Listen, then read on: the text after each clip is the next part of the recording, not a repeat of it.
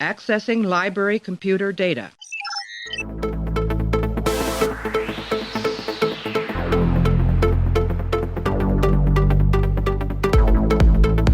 And to make sure that history never forgets the name Enterprise. Hey everybody, welcome to the Pensky Podcast. If you haven't tuned in before, this is a podcast where we are running through all 178 episodes of Star Trek The Next Generation, giving our thoughts and feelings about each and every one. Right now we're up to episode 23 of season 4. This one is called The Host. It was directed by Marvin Rush, written by Michael Horvat, and it aired back on May 11th, 1991. In this episode, Dr. Crusher falls in love with Odan, a Trill mediator. But after he's mortally wounded, she discovers that Odan is actually a symbiotic creature that lives inside a humanoid host body. Uh-oh. It's a romance episode. It's got Crusher falling in love, Riker becoming someone else, and Picard getting a little bit jealous. Modi Operandus is here to talk about this one with us, so right after this, me and Modi are going to go deep on The Host. It has always been this way.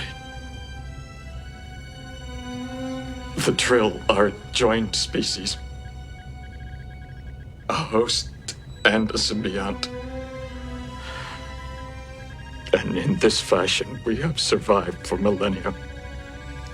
You're dying. What can I do? The host body is dying. You must contact the Trill quickly. Tell them I need another host. They will send a replacement. I know this is difficult to accept.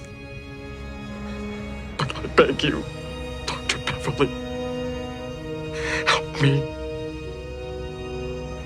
This mission must be completed.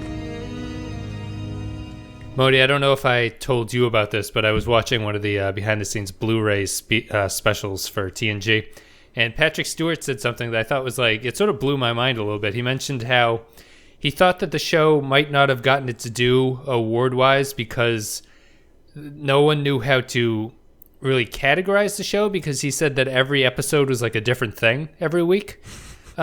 Sure. And I don't know if that's the reason they don't get recognized. I would say it's a reason why the show probably never like truly excels at anything, is because they do a different thing every single week, and they never really, it's not like Law and Order where you can like settle into, this is how we write a Law and Order episode, you know, like, and we're going to crank it out. Like the first, you know, the cold open is you reveal the crime, then you get 10 minutes of detectives, then you get a little bit of this, and you there's a format. Right. Yeah. There's a format. Yeah. There's no real format in Star Trek. And I was just thinking about how he was talking about the different kinds of stories they told. And The Host, which we're about to talk about, maybe cemented in my mind that TNG maybe should just not try to do romance plots. As like, it doesn't do it so well, yeah. No, it really doesn't. They've done it a couple times. It's usually a female character episode for some reason. It's usually Crusher or Troy who gets these, and like that's kind of a shitty way to start off, I guess. Yeah. And I think they should stay away from romance, because the show does not do it well, and it comes across very soap opera. They've done romance for Geordi too. Oh, that never works out right. Right, and that might even be worse than. That's probably the worst one, yeah. Yeah, that's tough. So what'd you think of The Host? You know, there was a lot of things I did like about this one, but it's a kind of, like you said, it's a romance episode that's a little weird. It does explore some like interesting things, at least in that, but I don't know. It's a strange episode. I think it's in general. It's big. It's important in Trek canon just because it introduces the Trill. Which would go on to be a big thing. I do like that they brought in them, but they're totally different in this episode than they turn out to be in Deep Space Nine. I was thinking how different this Trill is compared to Dax from DS9, and like this guy's just a bad Trill, I think, is what the problem is. Like he causes all of these problems himself, and it's like doesn't seem like something a Trill should do, but we can get into it later. Yeah, but he seemed. This is definitely like a rough draft of a Trill type thing. Yeah. Like they definitely improve everything about what the species is about in Deep Space Nine. It would be probably good to get into that later on as something. But for this episode of itself, I think this episode has a lot of stuff that is kind of interesting. I think it suffers from A couple problems that we always mention. A, this is a tough story to sell in a single 44-minute episode. It's really tough to sell love stories in this short of a time.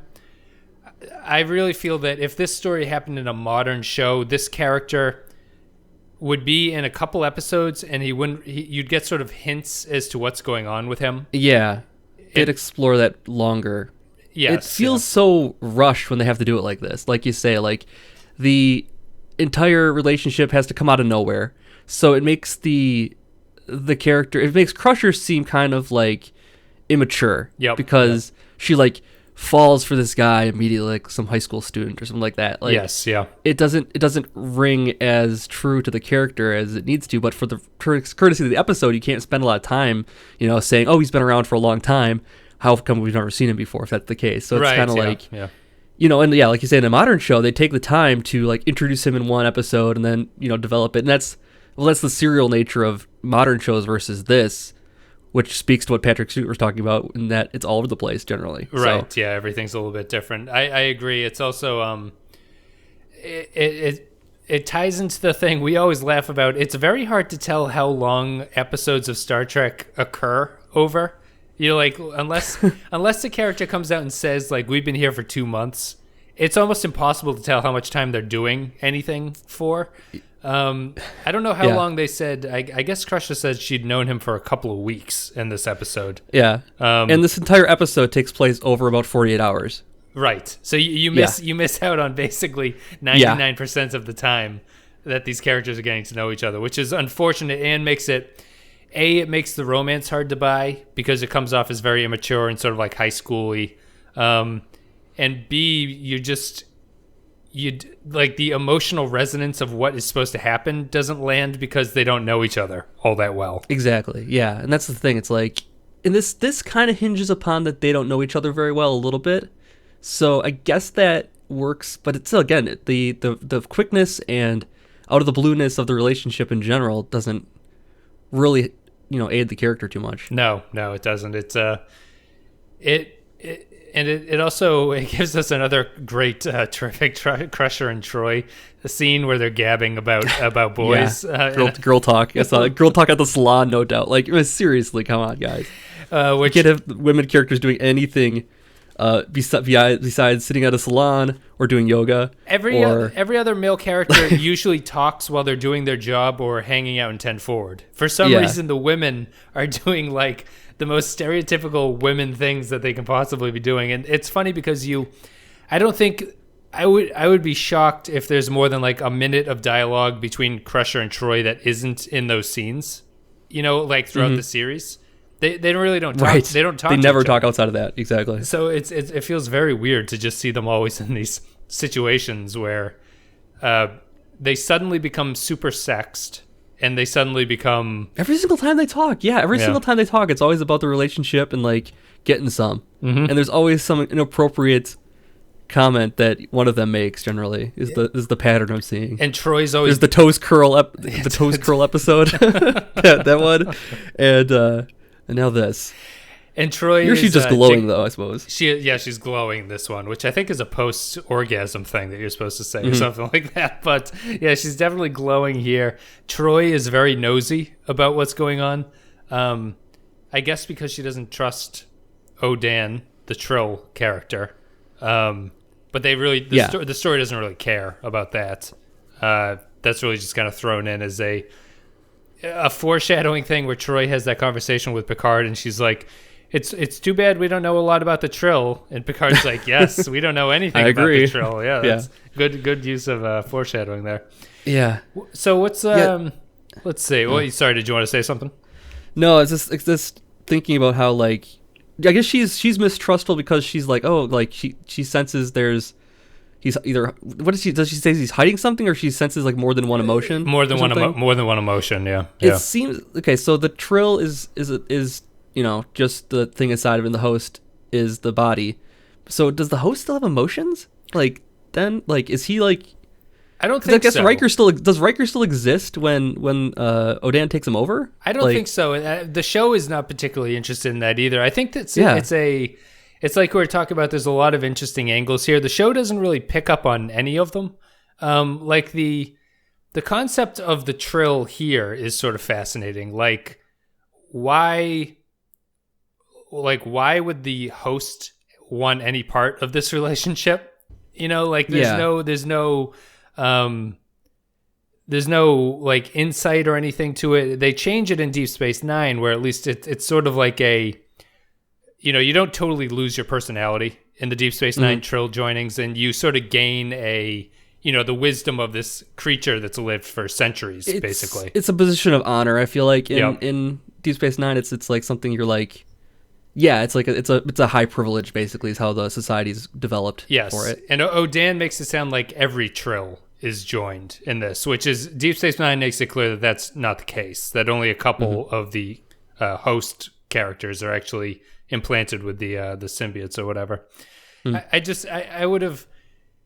I find this episode weird, mostly there's a couple things about it. I don't know why I guess I know why they did it, but I think it was a mistake to switch the thing into Riker.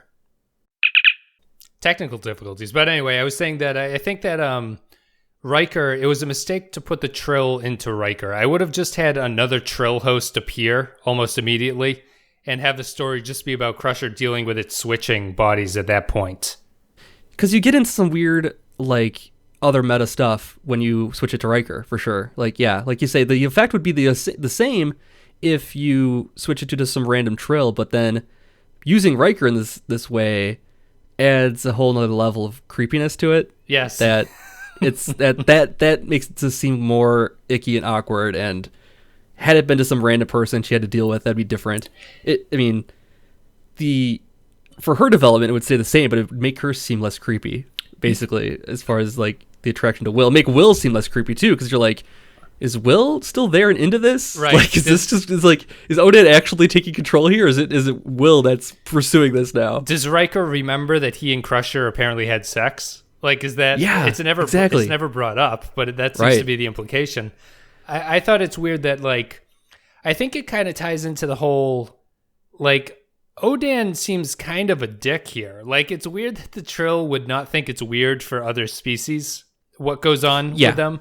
I don't really buy that. Where he basically dies. He puts his like soul into a body of someone that she's like intimately familiar with. She calls him like a brother at one point. And then he just like wakes up and he's like, "Hey, baby, you want to make out?" And she freaks immediately. out. And he thinks it's like, "Oh, there's nothing weird at all about this." Like, he tries to pass it off as, we don't go around explaining that we're a single organism, which is kind of a bullshit excuse, because 99% of the organisms we've run into are single, and he's the only one that we've ever met that doubled up. Right. He's definitely the minority there, yeah. So it just seems his whole character arc in that, like, thinking this is normal. The episode also gets a little bit of outrage. I think it's total bullshit, but at the end where she doesn't consider this new relationship because he's been switched into a woman's body. Right. Like, I was just thinking how, like, I kind of wish this wasn't made in the early 90s and made today, because I feel like there would be bigger questions in modern, little more, like, less heteronormative stuff going on. Like, you would be able to explore that a little bit more in modern tale. Like, if it was told today, you would have it switch to a woman immediately, and then you could deal with even more complicated issues going on there. But the show's not interested in that. No, because it's the early 90s and they're just like, whatever kind of thing. But it gets a little bit of flack as people are saying it's like homophobic. I don't think it's homophobic. Right. It doesn't come off that way, but yeah, it's just weird that they didn't like get into that at all. No, I think she makes a mistake where there's a writing mistake where she goes, we humans can't do this.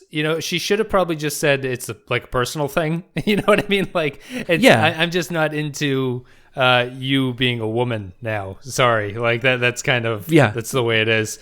She's passing the buck. It's like, no, I totally, me, I'm cool, but humans don't. Yeah, we can't do that. It just wouldn't be right. Everyone would be judging me. That would be very, very, very judgy. Just not something I can do. But yeah, she makes it less personal and makes it more of a I don't know. She's trying to explain it's a human failing. He's not familiar with humans much at all, though. No. And that's why it goes back to my original statement about Odan, that he's the worst kind of Trill, because you don't, if you're an immortal being that can change bodies, you don't get in relationships with people.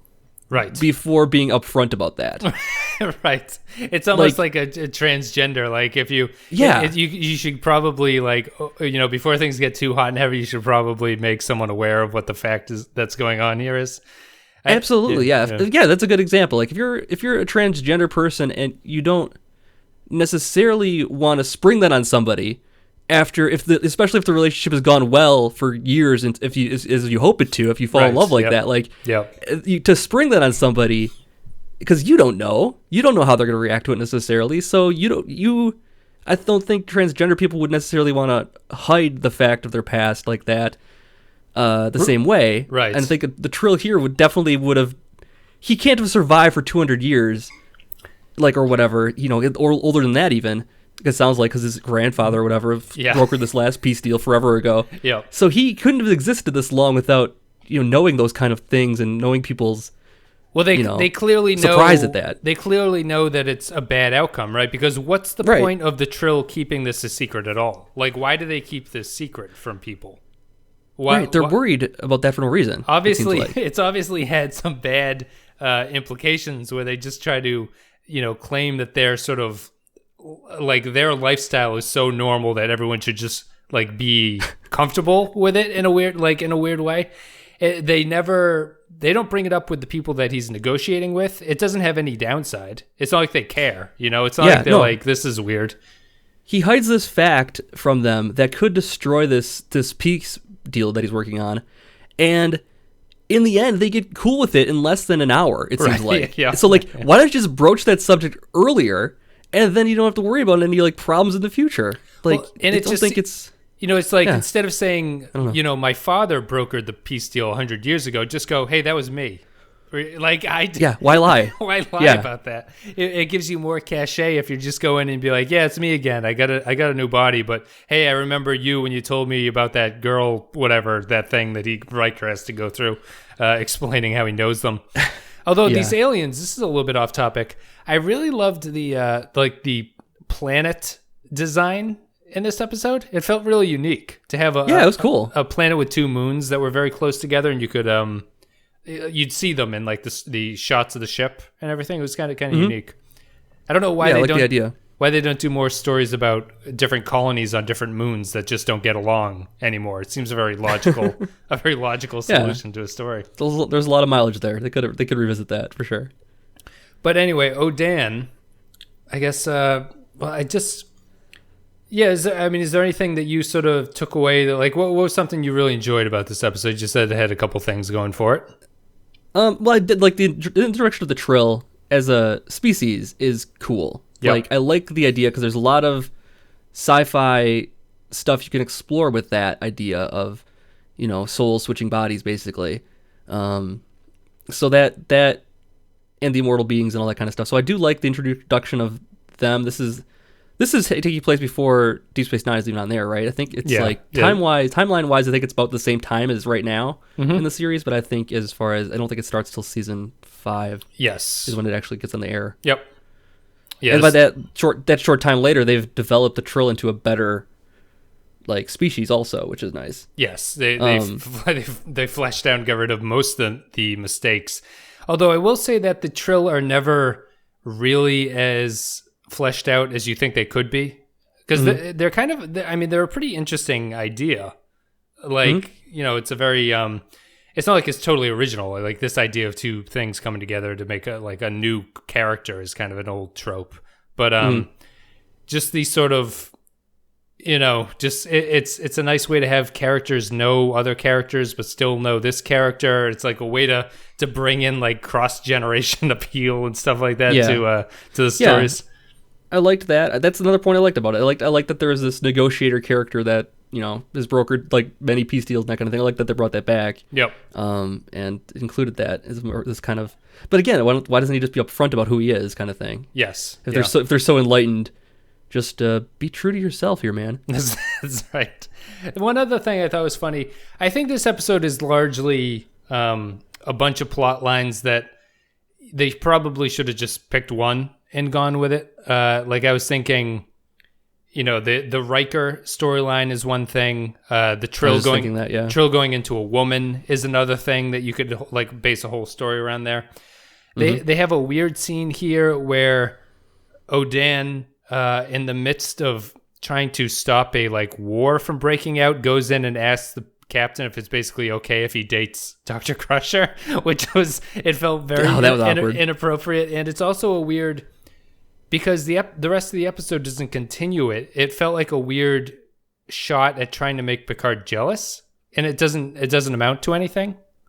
No, he gives a weird look to the camera at the end of the scene with Odan. Because he just kind of has like a weird grimace on him or something. Well, as that scene was happening, my wife was just like, "Odan, Jesus, like keep some things to yourself." Odan, he just goes in a little forward. He's very forward with how he feels. He's like, great doctor, hell of good a woman fucking woman. Too. Yeah.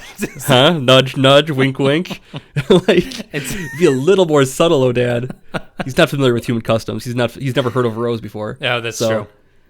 I thought it was weird that Riker, again, this speaks to the speed of the character having to develop, that Riker volunteers to save this guy very quickly. Very, very quickly. And I guess, okay, so, Riker was on the ship with him, so they used it there so that maybe he feels like responsible for him a little bit. They didn't even play that up. They should have. But exactly. They should have played that part up of it. Yeah. Made it explain the character a little bit more. Then again, if they had done, the serialized style of today, where you can introduce him over a number of episodes, they could have had a time where they have the bonding between him and Riker, and then Riker would have a reason to want to help this guy out more. Yeah, but that's a good again, point. It's a missed opportunity just based on the television at the time. Yeah. That's a good point. That would have made a lot more sense to have Riker be that, because Riker does volunteer for what seems a very dangerous operation very quickly. They don't mention that they can reverse this at any point either. like Riker volunteers, and I'm like, wait, can they fix this when he's done with you, or are you going to become the host permanently? Because you could have broached the topic. Like, he's like, okay, I want to temporarily do this, and then you find out, no, it's permanent. By the way, you're stuck now. I mean, does the slug like eat your brain? If they take it out, are you just like a shell of a person that's just like comatose or something? You're just laying there. You don't know. No one knows. I mean, the only guy that we've seen them remove it from died. Mm-hmm. So my impression was that, okay, was this going to damage Riker? And they could have explained this within the show and say, like, you know what, if I let myself become fully attached to Riker, he will disappear and he will not be able to remove it again. And that's maybe one of the reasons why the raft versus host thing is going on here. Yeah, is because he's limiting himself from being fully integrated into Riker. And then that would make sense, but they pass it off as like, oh, the biology doesn't work. Right. And like, but it doesn't like, it doesn't add anything character-wise if you do it that way. That's true. They didn't go the Venom Spider-Man route or something where like if you're in too close contact for too long, it basically overtakes you. You're absorbed. Yeah, right. Yeah, exactly. And then it would again speak to the idea. It would answer the questions of if Riker is still present in mind or not. If he's just lost control of his body and he's still like just kind of trapped in the room of his mind. Yep. And he can't do anything. There's other things controlling him, or if like this other thing just absorbs all of Riker, and that would kind of answer the question for us if we found out that Odan's trying to limit himself from taking over Riker so he doesn't kill him as an entity. And that would actually add some more like that would actually even add some more. I guess they can't do it that way because then Crusher would know that it's not going to be. And she knows it's going to be somebody else, though. She knows it's going to somebody else next. So, like, why does she even bother? Why does she just wait for the next body instead of, like, hooking up with Riker that night? She just... Like, wait 24 more hours, you'll be fine. Well, he told her in that very dramatic scene, he's like, you have to go now because I can't control myself. Oh, my God. But that was Riker talking, though, wasn't it? That was Riker talking. That was him pulling through, finally. He was fighting through Odan's power, and then Riker had to come out to say that one line. I just hope... went away again. I just hope that Odan, when he was hooking up with Crusher, he's like, I really like to get like, the woman get the strap on out and really give it to me. And Riker's just like stuck in his body going like, please no, what? Please no. What are you doing? Please no. Riker, what did I set up for this time? Yeah. Odan is just into the most horrible kinky shit, and Riker just. But I mean, he'd have to be, right? I mean, like if you're like, you know, I mean, he's this weird. He's been everything technically. I mean, he must have been everything. Yeah, he's been women. He's been genders we haven't probably. even heard of before. You know, like if he's been all these different kinds of bodies before. Yeah, definitely. He'd be in some weird stuff, I'm sure. On the fringe. I would think so. I mean, after there's, you know, if you've got a couple hundred years, you have a lot of. You get bored. Yeah, you get bored. You gotta try it all, man. There's a lot of things to check off his bucket list. Interesting. I mean, I don't know. I think we've done a pretty good job of summing up here. I mean, it's sort of distracted. The episode isn't quite sure what it wants to do. It has a good idea about like this Trill introduction. This is what it wants to do, and things are going to go, swimmingly from here on out. But it tacks it onto a character that I don't think is really. It's not the character's fault. It's this story that they've stuck on the character, and it just really doesn't come together for me. I don't think it's offensively bad. The love story is a little bit cringy, I think, sometimes. I don't like watching characters like hanging on to each other. Watching any kind of like characters that are like that and on screen is just awkward always, generally. Yeah, and they usually play it as like the characters around them are awkward about it if they want to actually use that kind of thing. But then it's like in a lot of these scenes, there's nobody else there, so it just turns into this weird soap opera thing. Yeah, yeah. It's I just would imagine real awkward to shoot, just a real awkward scene. And Riker plays every romance. Oh, the Riker scene's got to be incredibly awkward to shoot. Yes, that one's got to be weird. I couldn't believe that they actually had an on-screen kiss. Like, it's just an on-screen kiss, but I was like, wow, I'm surprised they had them actually do that. It didn't just cut to black before. Interesting. Well, I'm going to play an audio clip. Me and Modi are going to come back. We're going to give our final thoughts and ratings for The Host. I thought I should see how you were doing. If you needed another hypo spray. I don't think so. The symptoms haven't returned. Oh, well, that's good. Yes. Tomorrow's an important day. Do you feel ready for it?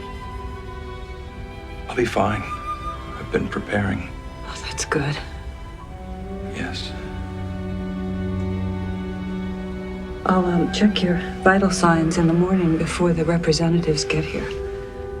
I don't want them knowing that I'm taking any medication. Maybe you could schedule a series of breaks. That's good. Yes. Beverly, I want you. If you're going to leave, you better go right now. I'm not leaving. The Host. Introduction of the Trill. It's important for that. It's one of those episodes when people on Reddit ask, what's an episode that you can't skip for continuity purposes? I guess this would be one of them. Might be, yeah. Even though I don't think it's a great episode. So, Modi, what do you think on a scale of 1 to 5? What are you going to give this episode? Oh, boy. I don't... All things considered, it's not a terrible episode, actually, to me. No, it's not. There's a lot of interesting things that it introduces that just don't land as well as they do. So there's points off for that. I'll give it like a 2.5, I think. Okay. Yeah, I'd agree. I think it's a 2. It falls into my typical sort of like the plot lines are sort of distracted from each other. Like that's my sort of baseline of a 2. Yeah. There's a lot going on. There's some small here. improvements that they could have made to make it a stronger episode. I would just massage it down to one of the 4 story angles. Just pick one of those and go with it. Instead pick of a plot line. Instead of going with the 4 that none of them really particularly land all that well. I mean, if they came up with this awesome idea for the Trill, though, maybe they just wanted to get it all out like while they could. They didn't know if they were coming back with the Trill ever, that kind of thing. So they just had all these Trill ideas they had to get taken care of immediately. Right? Yeah, maybe. I guess that's true. Although they came back with Vash or Vosh, for God's sakes. Like they can easily come back with a better. That's true. It's new Odan, or bring it back around again as a new body. Bit of a question for you here. Did you notice at all that Gates McFadden was extremely pregnant in this episode? I did not. I didn't either. I thought they did a pretty good job directing, disguising it. Yeah. When she was laying in the chair getting her nails done, she had a tray over her stomach and stuff like that. Oh yeah, that's true. I thought that was a little weird that they had this like weird distracting like bowl of goo that she had her hands in. I was wondering why we're doing that. The but astringents. That they're distracting us. The astringents, yes. Oh, that's a good line. It must be the astringent. Is a good line actually. It was like nicely subtle. Deadpan. Yeah, very deadpan too. I liked it. Deadpan. All right, well, yeah, I'm going to give this one a 2. Modi gives it a 2.5. I think I kind of agree with that. It's not a terrible episode. It's kind of one of the middling ones of the season, I think. Got some good ideas, but ultimately not all that much amounts to anything. You guys, if you're on YouTube and you enjoyed the content, a like and a comment, appreciate it. If you're on iTunes, a rating and a review helps get the show out there. Modi, thank you very much for coming on to talk about this one. Anytime. You're going to be back in a couple days with The Mind's Eye, which I think will be an interesting one to talk about. It's totally different from The Host, that's for sure. And totally better, too. Yes, it's a much better episode. So look forward to hearing us talk about that in a couple days.